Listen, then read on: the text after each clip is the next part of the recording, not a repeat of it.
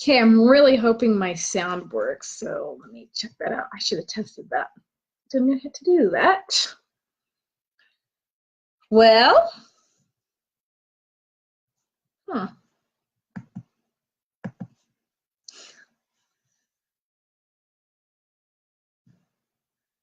All right, I'm just gonna wait a minute, see if we get anybody on live with me, and then we can check sound.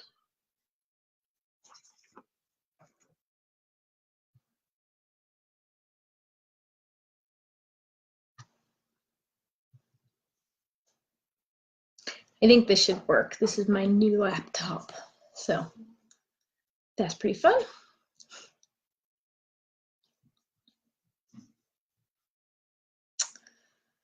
All right, this is Molly Christensen with Building Heroes Academy, and today I just wanted to go live because I wanted to answer a question that came up on my last Facebook Live where I was talking about how to help your kids stop complaining.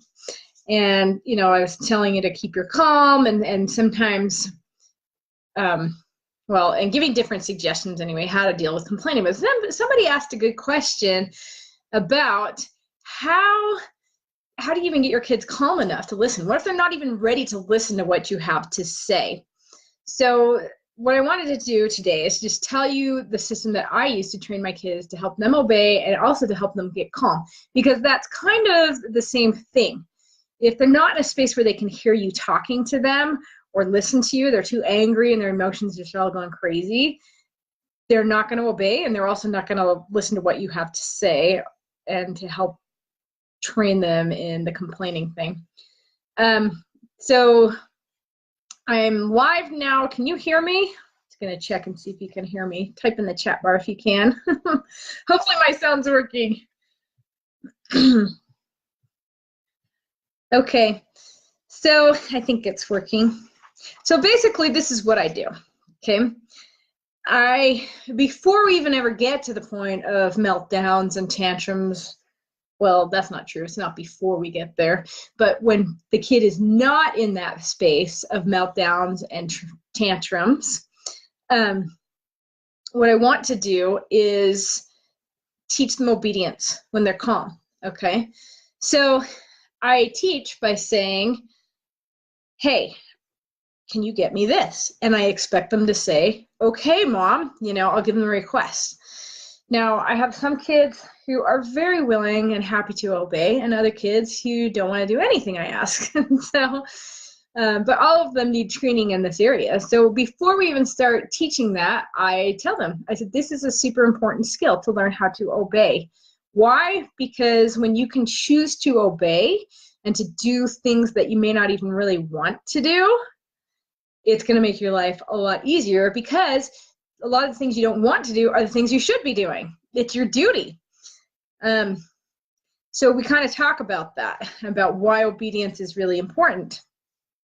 So some kids are just naturally obedient, which is really nice, and some kids are not.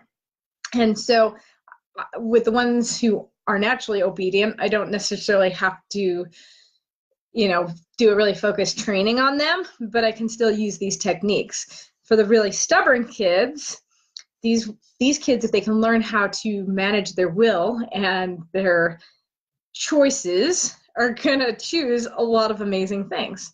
The obedient kids could too. Okay, so, you know, what I have to do is first notice that it's a problem. Notice that I have some kids telling me no all the time when I actually need them to obey. So then if I notice that, and they're getting away with it, then that's when I have to start putting in my system here. We call it kid training. So I'll sit the kid down and I'll just say, you know what? I think we need to do kid training because I need to help you learn how to obey. This is super important. We learn how to obey in our family. Also, I guess I should put another note in here too. I don't like ask them to be my little personal servant or slave or whatever, right? I just need to learn how to obey, and I try to be reasonable with my requests. All right, so anyway, so I'm talking to this kid, and I tell him, you know, I'm not doing this to punish you. It's just that I've noticed that this is a skill that we need to work on, and you're not bad or anything, but it's because I love you, and I want you to be able to learn this important skill so it won't stop you in the rest of your life. you know. And then I also, when I'm actually training him later on, I have to keep reminding him that and me that when we're actually in the process, which is coming up here next. So then what I do is I go through the whole system of training and I tell the kid exactly how it's going to work when they're still calm. I haven't asked them to do anything yet. And so that's the system I'm going to tell you right now. So I'm going to tell them what the expected and what the consequences are before I start the training. Okay, so that's pre-teaching. That's just helping them know. I apologize, my computer is rocking so much. Okay, anyway. Okay, so the next time I give this kid a request to obey about something, then I tell this child that they're expected to say, okay, mom, and then they're going to go do it. And they need to say it with a good attitude and not be like, okay, you know, or something. If this child doesn't do it right away, then I'm going to ask them, are you sure you don't want to obey right now? Because I'm happy to do some kid training with you right now to help you learn how to obey. Now, usually after the first intense training period, that's all it takes for them to get to obey. So that's kind of nice. But sometimes there are times when I have to retrain, but it never takes as long as the first time. So if the kid complains, throws a fit, or doesn't do it, I stay calm and I say, that's fine. We can just do kid training. I don't have to get upset because I have a whole plan in mind here, okay? Then I'll approach the kid and I will take the kid and sit him in my lap with like a soft hold. So if the kid struggles, it tightens, you know, but if they're just sitting there willingly, which they're usually not if they're mad, then it is going to get a little tighter. And they'll just say, you know, don't hold me so tight. I'm like, well, I'm not holding you tight. You're struggling. If you relax, it won't feel so tight on you, you know. If the kids are bigger than like 8 or so, that's obviously not going to work. In that case, I just have them sit next to me on the couch and keep them there. Like maybe I'll even have to hold on to their belt loop or something somehow, or their pants to keep them with me. So then I'll say, okay, now we're doing kid training. You have now earned level 1 chore because you chose not to obey when I asked you to do X, Y, Z. So right now, since you've earned level 1 chore, I need you to go and calmly, and then I think of some simple mess you can go clean up. Okay, we always have some of those, right? Like you can go pick up 10 things in the playground or sweep the entryway, something pretty simple that goes with the kid. Now, then I need you to come report back to me when it's done. Okay, reporting back is super important because otherwise I'm not going to finish the process with them. Now, if they complain or they're grumpy about it, then they're going to go to level 2. And I'll warn them that. I say, you've got to go do this calmly, okay? So the choice is you can calm yourself down, go do this, or you can move on to the next level. Now, here's what's so crazy. These kids can scream and yell and go nuts until they think you're actually going to go to the next level, and all of a sudden, bam, it's like they flipped a switch and they're completely calm. Like, kids can do this. They totally can do this. So the first few times, they may not believe that you're actually going to follow through on these consequences because there's probably been plenty of times before where you threatened them but never followed through. But this time, you're actually following through. Okay? So it'll take a few times maybe to go through the whole level for them to understand that you are actually serious. And you're not hurting them. And you keep reminding them, oh, I'm sorry. I guess we have to go to level 2 now. And then you do the same process. You're like, because you weren't calm when you did that first chore, or when I asked you to do that first chore, we now have to go to level 2. So for this level 2, this is your chore. Now you also have to build up a good memory because sometimes you have to remember all these three different levels and what you originally asked too. And sometimes I actually forget. So I have to work hard to focus on that, of what I actually said, because I've got to be able to follow through on what I said. Okay, so let's assume the kid does calm down after level 1, does do the chore, and does come back and says, Mom, I did it. What do I do then? Okay, when he reports back, I'll go check the work, make sure it was a reasonably good job. You know, I'm not expecting like perfection or whatever there. And I'll praise him. And then I will calmly ask them to go back into the original task again. See, that's what I'm saying. I can't forget that because I already asked them to do that. So I've got to follow through on that. Okay, at that point, they may get frustrated and say, oh man, and I'll just say, right now, what I expect you to do is say, okay, Mom, go do the original tour, and then you'll be done with kid, and then report back to me, and then you'll be done with kid training, and you will have had a good lesson in learning to obey. You know, now I just stay calm this whole time because I know exactly the plan. So I also ask them to look at me too when they're saying, okay, Mom. So I need to make sure they do that. So then if they can go off and do that original request that I have, then they come back and report, and I'll say, good. I do praise them. Like I guess I just said that. You know, good job. You're learning how to obey. You did so great. Now, the first few times you do this, they're probably not, if they're very not used to obeying, they're probably not going to do that after level 1. You have to go through all the levels, so I'll finish telling you what that looks like. Okay, so if they don't do level 1, or if they don't calm themselves for level 1, because choosing to be calm is part of this whole obedience process, then they're going to go to level 2, which repeats with level 1. Same thing with level 2. If they can't do it calmly, then they're going to go to level 3. Okay, so it's only 3 levels because neither one of us is going to remember much more than that. But I feel like this is kind of a nice one because it gives them some chances. Okay, now, if it also helps them understand that they're getting closer to the ultimate consequence. We haven't even gotten to the big one yet. Okay, so each level doesn't really necessarily get harder. It actually is just whatever I can think of at the time for him or her to do at the moment. Okay.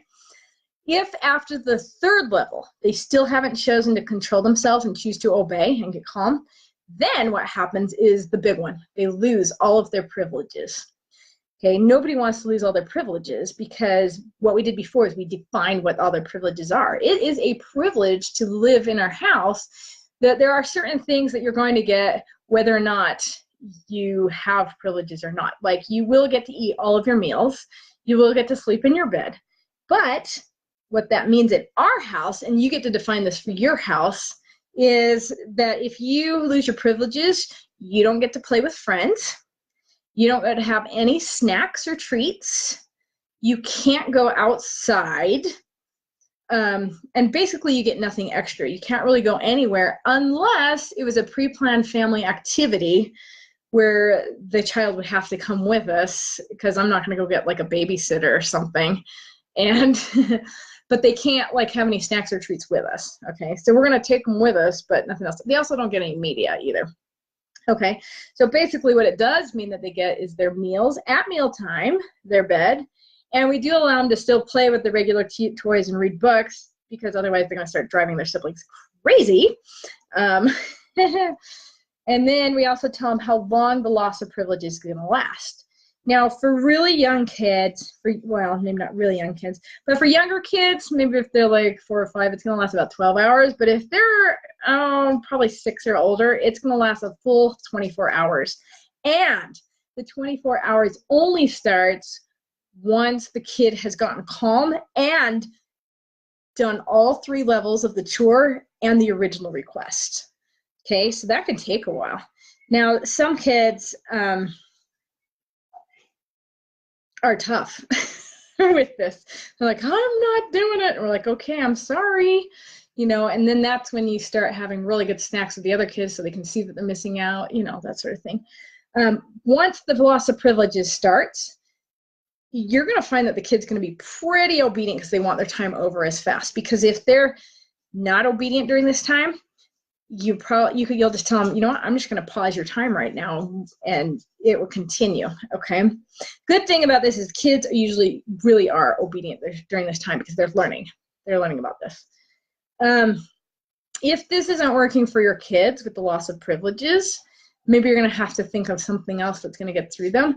The other part of this too is we don't want to isolate them and make them feel horrible, like they're really bad people. We've got to keep reminding them, wow, this is so great. You're going to remember this. It's going to help you so much in learning how to be obedient, you know? And it's like, I know you can do this. Look, and then every time they are obedient, especially during this time, you're going to say, oh, thank you so much for being obedient. You're so wonderful, you know? So the next time an obedience issue comes up, we just repeat it, this whole method. And depending on the kid, most kids, the second time around, they're just going to be, okay, I'm going to obey, maybe after level 1 or something. But some kids are harder. Some kids, it's going to take a lot more patience and a lot more repetition of this, and you just keep doing it until they've got it. And then after that, it's usually just like, oh, you don't want to obey my request right now? That's okay. I know how to do kid training. We can still help you, you know? So you still work with them on that. So I rarely have to do that with the kids anymore, but this is also a great way to help your kids get to a calm state as well. And this was another thing that I wanted to mention too. Sometimes when I'm in the levels, the different levels, I say I'm going to do a chore. It doesn't always actually have to be a chore. Sometimes I just ask them to do something. And if they're especially upset, I may just say, you know, right now I need you to take 3 deep breaths for level 1, because I can see that they're just struggling that much to even get in control of their emotions. Okay, so all I can say, I'll do it with you. Okay, so let's just do 3 deep breaths, and then you'll have level 1 taken care of. So just listen to what comes to your mind, because you know your child best, and you know, if he's going to be able to calm himself down enough to go do something else, or if maybe he just needs a little breathing exercise, or maybe he just needs to go run out and get the mail or something. Just give him a little physical activity, okay? So it doesn't always have to be a chore, and I wanted to point that out.